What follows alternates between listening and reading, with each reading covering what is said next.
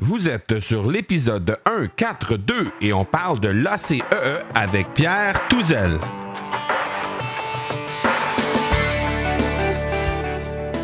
Bonjour et bienvenue sur l'Accélérateur. L'Accélérateur, eh bien, c'est le show sur lequel, à chaque épisode, je vous présente des experts et champions entrepreneurs qui nous livrent le secret de leur succès en lien avec le marketing, les ventes ou l'entrepreneuriat. Je m'appelle Marco Bernard, je suis entrepreneur en série depuis 25 ans et je vous aide à accélérer vos résultats. Merci beaucoup d'être ici avec moi aujourd'hui. C'est le temps de propulser votre entreprise.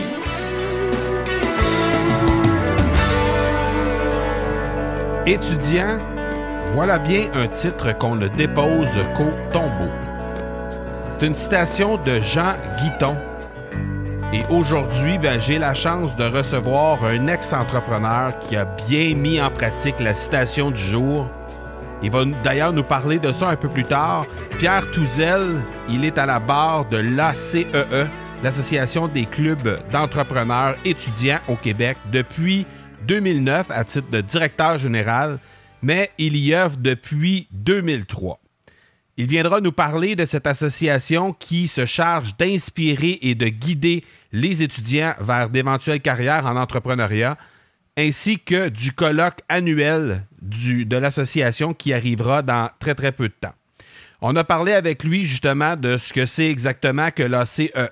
On a parlé de la culture entrepreneuriale québécoise chez nos jeunes, ce qu'elle a de différent de ce qui se fait à l'étranger, de ce qui se fait aussi dans les autres tranches d'âge ici même au Québec. On a parlé aussi de l'entrepreneur de demain. Qu'est-ce qu'il a l'air, cet entrepreneur de demain? On a parlé de la chose des choses incroyables qui lui sont passées, qui se sont passées dans son parcours depuis ses débuts avec l'ACEE. On a parlé également des grandes fiertés qu'il y a à l'intérieur de l'association et évidemment, comme je l'ai dit tantôt, du colloque annuel qui arrive à grands pas et dont il n'est pas peu fier parce que j'ai vu la brochette de gens, de conférenciers et d'intervenants qu'il va y avoir sur scène lors de ce colloque annuel-là. Et je peux vous dire que les jeunes qui vont s'y déplacer, les quelques 600 étudiants qui sont attendus sur 3 jours à Drummondville vont particulièrement adorer ce qui va se passer sur la scène du colloque annuel de l'ACEE. C'est particulièrement intéressant ce qui se passe de ce côté-là. Vous êtes sûrement un passionné de podcast, vous êtes là présentement et vous m'écoutez, donc vous êtes sans doute francophone. Le groupe Facebook de l'Académie du podcast est l'endroit tout désigné pour discuter podcast et découvrir les dernières tendances sur le podcasting dans la grande francophonie mondiale. L'endroit où les podcasters et les passionnés de podcast vont s'entraider pour faire avancer le monde du podcasting, soit en échangeant des trucs techniques, de la recherche d'invités ou encore de l'entraide pour faire exploser l'auditoire des podcasts francophones. Vous vous rendez au marcobernard.ca/groupe et le mot de passe, puisque lorsque vous allez arriver sur ce groupe-là sur Facebook, le mot de passe qui va vous être demandé est simplement Académie. Et évidemment, le partenaire de cet épisode, c'est l'Académie du podcast qui a ouvert ses portes récemment et qui va réouvrir ses portes dans les prochains jours. Alors, l'Académie du podcast, c'est l'accompagnement qu'il faut pour mettre en place votre podcast dans les 30 prochains jours. Alors, c'est 70 vidéos, un accompagnement étape par étape vers une communauté de podcasters qui va vous supporter. L'Académie du podcast, c'est vraiment la première école de podcasting francophone au monde. Alors, pour vous y rendre, c'est simplement le marcobernard.ca/académie et vous allez être en mesure d'en savoir plus à cet endroit. Comme à l'habitude, à chaque semaine, Micheline Bourque, présidente fondatrice du Club de lecture à faire, vient nous faire l'honneur de nous présenter un livre qui a le potentiel d'inspirer les entrepreneurs qui nous écoutent. Alors, avant de vous laisser à l'entrevue avec Pierre Touzel, on écoute Micheline Bourque qui va nous présenter le livre de la semaine. Alors, encore une fois, cette semaine, on accueille Micheline Bourque pour qu'elle nous présente un livre d'affaires capable d'inspirer nos entrepreneurs qui nous écoutent. Alors, Micheline, qu'est-ce que tu as pour nous cette semaine? Mais encore une fois, Marco, moi, je pense à ton public. Hein. Toi, tu attires beaucoup de jeunes entrepreneurs, des solo-entrepreneurs, des gens qui viennent de débuter, de démarrer une entreprise. Et moi-même, par mon parcours professionnel, je me suis souvent fait poser la question. Et le livre que je vous propose parle de blog. Donc, c'est un livre qui s'appelle « Bien utiliser son blog ». Création, visibilité, influence et performance. C'est un livre qui a été écrit par un Français, c'est-à-dire qui s'appelle Stéphane Briot. C'est publié aux éditions Erol. Donc, avoir un blog. Donc, il y a beaucoup de professionnels autonomes, donc des gens qui ont des clientèles, qui le desservent, puis qui viennent à moi, puis qui doivent certainement là à toi, puis dire, je devrais avoir un blog, je devrais avoir un blog. Mais ça, ce petit livre-là est parfait pour vous amener dans l'univers du blogging. Donc, c'est un livre facile à lire qui explique qu'est-ce que c'est un blog, comment arriver à créer un blog qui est performant, qui est bien construit, qui est bien monté et qui va nous servir pour diffuser justement notre expertise, notre savoir. Donc, c'est un livre qui est divisé en 10 chapitres qui nous permet de comprendre des notions de base. C'est quand même c'est pas un livre d'expertise, c'est un livre de base, mais comme on le sait, puis tu le vis parfaitement bien, quand on a un blog, ben, il faut comprendre certaines choses, il faut comprendre se faire une stratégie de contenu, quel type de contenu qu'on veut proposer à nos lecteurs. Puis il faut aussi comprendre certaines notions vis-à-vis le référencement. Qu'est-ce que c'est Google? Ça, on explique ça. Comment engager notre public vis-à-vis notre contenu. Donc, il y a quand même toute une section sur l'utilisation des réseaux sociaux, tout le volet relations publiques et quels outils on peut utiliser pour enrichir notre blog, donc créer une adhésion, puis propose par exemple l'idée d'avoir un petit e-book ou un livre blanc qu'on peut télécharger à partir du blog pour assurer cet engagement du côté du public. Donc, il y a des outils, c'est pratique, c'est facile à lire, c'est vraiment pas compliqué. C'est un livre d'à peu près 200 pages environ et qui va vous permettre de travailler votre blog, de travailler votre projet en ayant une connaissance de base que moi, je considère tout à fait adéquate, tout à fait pertinente pour vous permettre d'aller plus loin et avancer, faire connaître votre savoir, faire connaître votre expertise. Donc, j'ai aucune réserve pour recommander ce petit livre-là. Bien utiliser son blog de Stéphane Briot, publié chez Erol. Définitivement, c'est c'est quelque chose des fois qui manque aux entrepreneurs parce que savoir écrire, on apprend tous à l'école comment écrire, mais savoir écrire pour le web, c'est complètement une autre paire de manches. Puis savoir comment justement promouvoir notre blog, comment bien l'écrire pour qu'il soit bien référencé, puis tout ça, c'est complètement une autre chose aussi. Donc, j'ai l'impression que c'est un guide qui peut vraiment aider. Je pense que c'est aussi... Exactement. Puis toi-même, tu fais beaucoup de ça, Marco. Tu publies beaucoup de conseils. Tu as des articles formidables pour aider les gens, les accompagner là-dedans. Mais des fois, les gens aiment ça avoir un livre. Puis moi, je pensais que ce livre-là serait un peu plus... Oui, définitivement. Non, c'est très, très, très, très bien, c'est sûr. Ben, un gros merci encore une fois, Micheline, pour ce partage. Et puis, on se reparle la semaine prochaine. Excellent, Marco. Bye-bye. Ciao. Un gros merci à Micheline Bourque, encore une fois, cette semaine, pour nous avoir présenté le livre de la semaine. N'oubliez pas de vous abonner à la liste de diffusion du podcast directement sur la page si vous écoutez sur le site Internet ou encore sur iTunes ou sur la plateforme de lecture de balado, votre plateforme de lecture de balado préférée, en fait, pour connaître tous les autres livres que Micheline nous présente et évidemment ne rien manquer des prochains épisodes de l'Accélérateur. Alors, je vous laisse maintenant à l'entrevue avec Pierre Touzel et je vous reviens tout de suite après. Pierre Touzel, c'est un cuisinier professionnel de profession, ex-entrepreneur qui est tombé en amour avec l'entrepreneuriat et les jeunes entrepreneurs.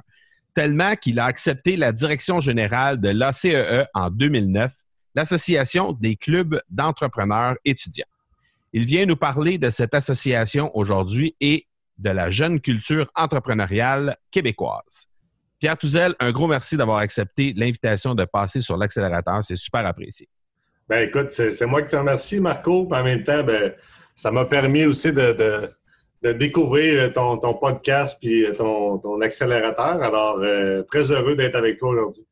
Merci énormément. Écoute, d'entrée de jeu, j'aimerais ça t'inviter à nous présenter justement ce que c'est que l'association l'ACEE et comment ça vient en aide aux jeunes entrepreneurs québécois. OK. Bien, d'entrée de jeu, l'Association des clubs entrepreneurs étudiants existe depuis 1991. Ça fait quand même 27 ans. C'est une organisation qui a été créée ici au Cégep de Drummondville, là, dans le département de l'administration. L'idée de créer cette organisation-là, c'est qu'il n'existait aucun organisme qui pouvait donner l'opportunité à des jeunes de niveau postsecondaire de s'initier, de se sensibiliser à l'entrepreneuriat. Alors, d'où est venue l'idée de créer cette organisation-là? Si on parle de la première année, on comptait 5 clubs entrepreneurs étudiants au Québec. Mais à jour, aujourd'hui, on parle de 58 clubs entrepreneurs étudiants. Et ça, dans 20 programmes différents. Parce que l'entrepreneuriat ne s'adresse pas uniquement à des étudiants qui sont en gestion de comptabilité ou en administration. J'aimerais clarifier ce point-là d'entrée de jeu. OK. Excellent. Et c'est présent dans toutes les régions du Québec, je suppose? Oui, actuellement, on compte là, des clubs entrepreneurs dans 16 régions sur 17.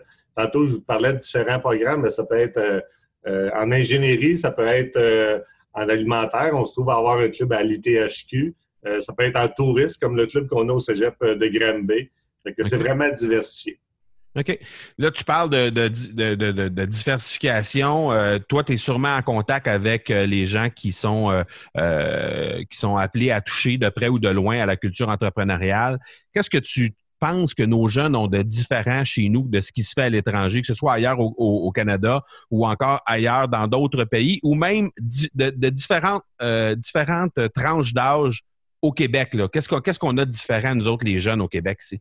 Bien, je te dirais, le gros avantage qu'on a ici au Québec, comparativement à d'autres pays, entre autres, disons, en Europe, c'est sûr que, tu sais, il y a plus de hiérarchie qui fait en sorte qu'ici au Québec, bien, que ce soit avec un DEC, un bac, une maîtrise, ben tu peux, il n'y a pas de limite, tu sais, au niveau de progresser à l'intérieur d'une entreprise.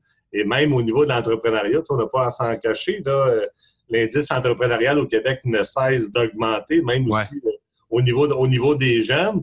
Et tu sais, c'est pas quand même un hasard, c'est qu'il y a de plus en plus d'organisations qui favorisent le démarrage d'entreprise. On a juste à penser à Futurpreneurs qui donnent des subventions pour des jeunes qui veulent démarrer leur entreprise.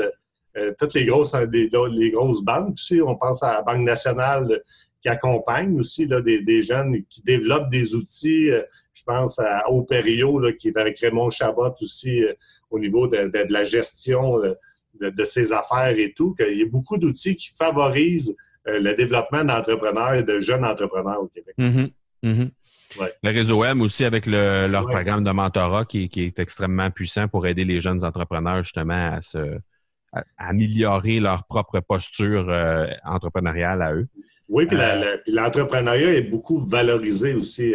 Je pense aussi à Ose Entreprendre aussi qui remet des bourses dans différentes régions, qui ont leur fameux gros gala auquel l'entrepreneuriat là, est reconnu. Ça fait que je pense que ça, veut pas, ça démystifie l'entrepreneuriat qu'on a peut-être pu connaître dans des années antérieures où le discours des autres générations était on va se trouver un bon emploi payant, puis on va s'asseoir là-dessus. Là, c'est comme, non, tu peux faire ta propre entreprise puis prendre en main ta destinée. Faire ton propre chemin. C'est ça, exact. L'entrepreneur de demain, celui qui frôle avec la majorité aujourd'hui, là, qui est tout près d'avoir 18 ans ou qui n'a pas tout à fait 18 ans encore. Donc, cet entrepreneur de demain, il va avoir l'air de quoi, cet entrepreneur-là? Bien, cet entrepreneur-là de demain, c'est qu'il va toujours être en quête de projet. Ça va être... même, j'ai lu dernièrement une statistique là, qui mentionnait aussi qu'on est dans un ère aussi d'entrepreneurs hybrides. Des gens qui ont un emploi stable, là, 35 heures semaine, mais qu'en parallèle, ils démarraient leur propre entreprise. C'est vrai. Au niveau de la génération 17-35, là, ça va être un nouveau modèle qui s'en vient là, par rapport à cette génération-là.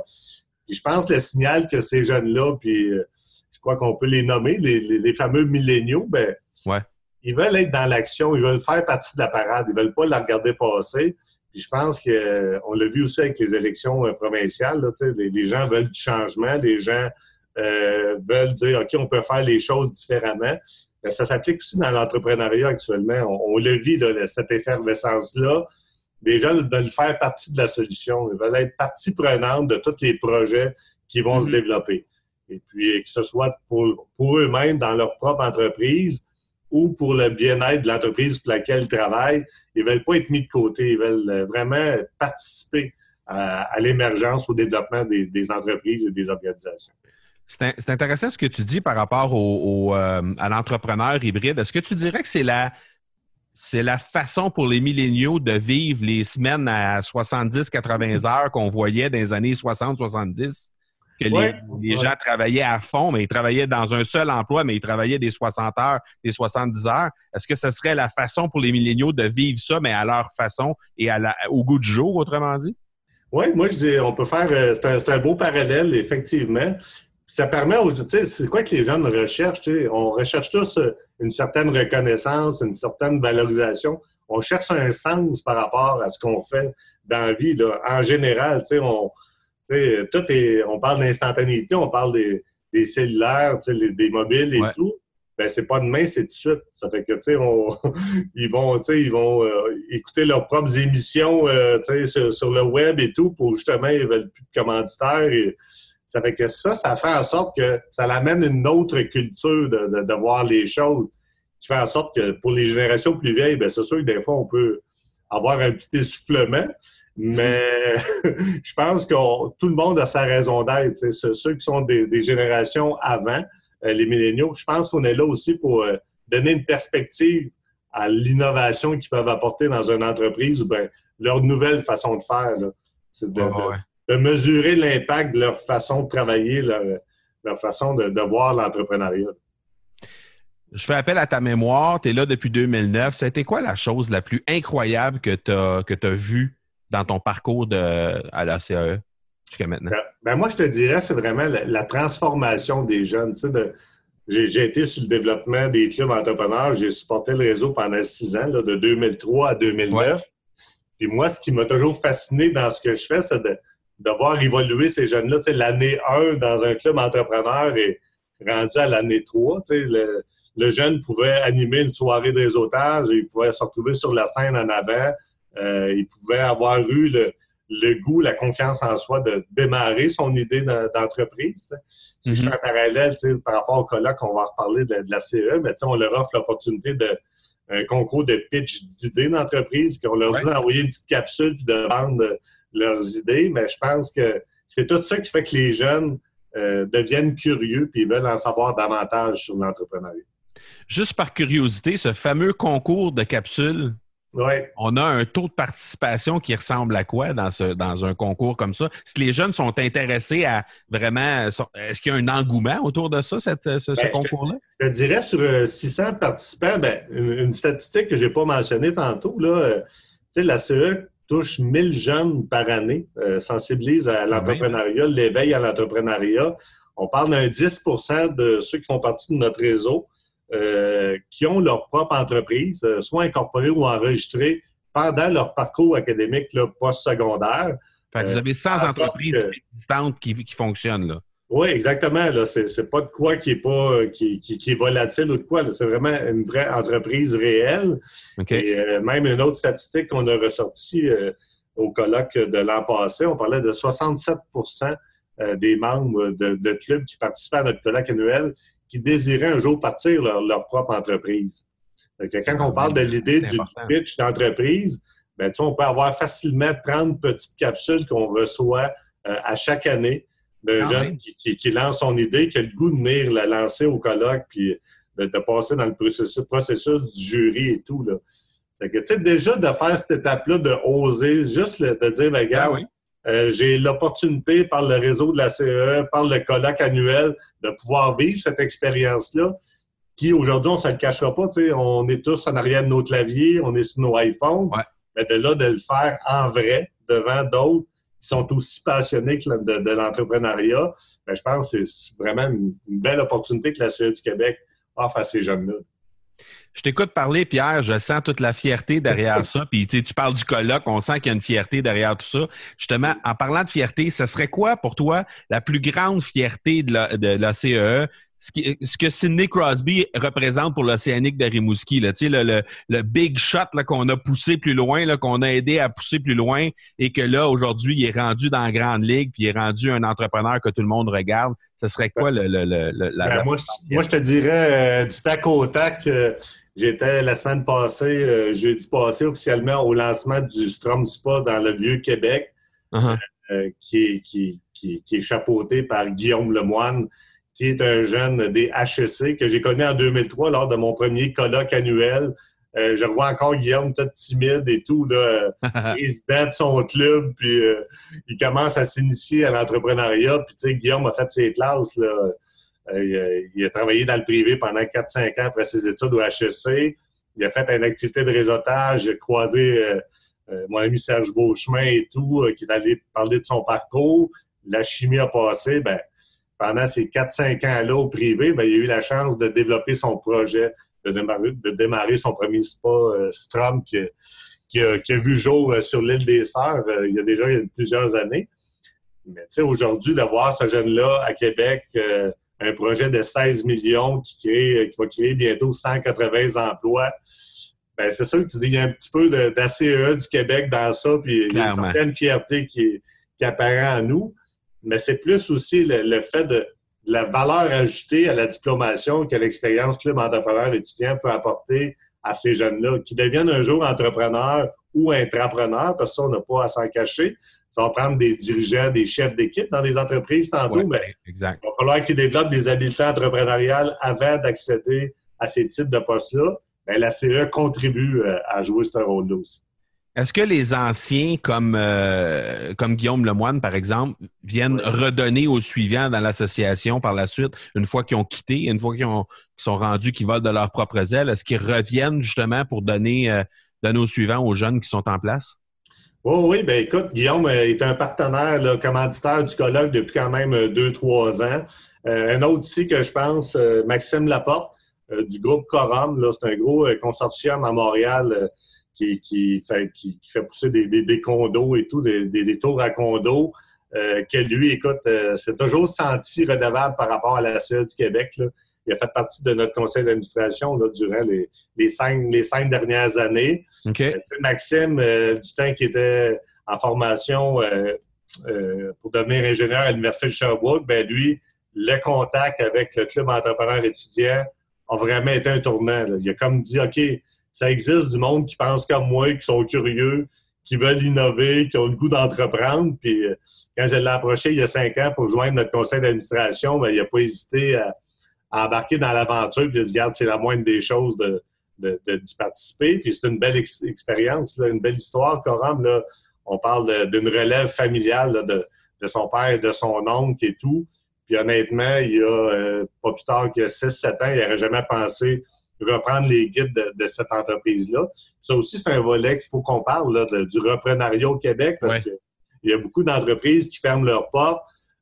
Puis à cause qu'on n'est pas capable de faire un pont avec ces générations-là, bien, on perd des beaux fleurons du Québec. Là.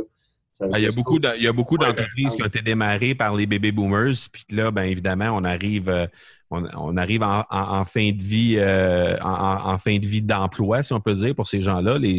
Ces gens-là, des baby boomers arrivent à la retraite, là, plus ou moins. Donc, évidemment, il y a des entreprises qui doivent être reprises, là, définitivement. Oui, exactement. Est-ce que tu dirais que l'association sert un peu de déclic pour dans bien des cas pour les étudiants? Oui, écoute, nous, on crée vraiment l'étincelle auprès de ces jeunes-là. Puis, qu'est-ce qui est intéressant de ces jeunes-là qui font partie du réseau, qui vont débarquer au colloque annuel cette année? Bien, tu sais, c'est des jeunes qui font partie de ces noyaux-là sur une base volontaire. Nous, on force personne à faire partie d'un club entrepreneur étudiant. On identifie une personne ressource qui est déjà allumée, qui fait des projets avec les jeunes et tout. Et nous, on vient en renforcement par rapport à ce que lui fait à l'interne dans son établissement. Et à partir de là, quand cette personne-là nous confirme son intérêt à accompagner des jeunes, bien là, on va lancer l'opportunité de faire partie d'un club à ses étudiants. Et puis, écoute, on prend les noms, des fois, sont 5, 6, 8, qui disent « Hey, moi, je veux faire partie d'un club entrepreneur étudiant. » Et on leur vend sous l'aspect de dire « Ben, regarde, c'est un train qui passe, là, tu as l'opportunité d'embarquer dedans. » Puis ce train-là, va te donner une valeur ajoutée à ta diplomation qui va faire, écoute, avec le diplôme, plus l'expérience que tu vas acquérir, écoute, tout t'appartient. Là. Tu vas même pouvoir te retrouver à la fin de tes études à choisir ce que tu veux devenir. Exact. Puis si c'est de démarrer ton entreprise, ça sera ça. Mais je pense que son choix éclairé par rapport à embrasser une carrière professionnelle va être encore plus clair dans sa tête. Parce qu'on n'a pas à s'en cacher. Là. On en connaît tous autour de nous qui ont 2 decks, 1 bac, 2 bacs, sont rendus à 40 ans, retournent aux études et tout. La CE du Québec permet d'éclaircir ces choix-là puis d'aider ces jeunes-là à trouver leur voie plus rapidement. Pierre, tu nous parles depuis le début de l'entrevue du colloque annuel, justement. C'est un gros rassemblement qui aura lieu dans les prochains jours. Est-ce que c'est encore le temps de s'y inscrire? Comment ça fonctionne? Qu'est-ce qu'on peut s'attendre lors de ce colloque-là? Écoutez, première étape pour les jeunes qui sont dans les établissements postsecondaires, ça serait de s'informer s'ils ont un club entrepreneur étudiant à l'intérieur de leur établissement. 2, s'il y en a un, écoutez, de tout de suite aller sur le site de la CE du Québec et cliquer sur le colloque annuel pour s'inscrire. Il nous reste encore quelques places et j'irais jusqu'à l'audace de dire, si vous n'avez pas de club entrepreneur étudiant, contactez-nous pour qu'on puisse en mettre un en place dans votre établissement.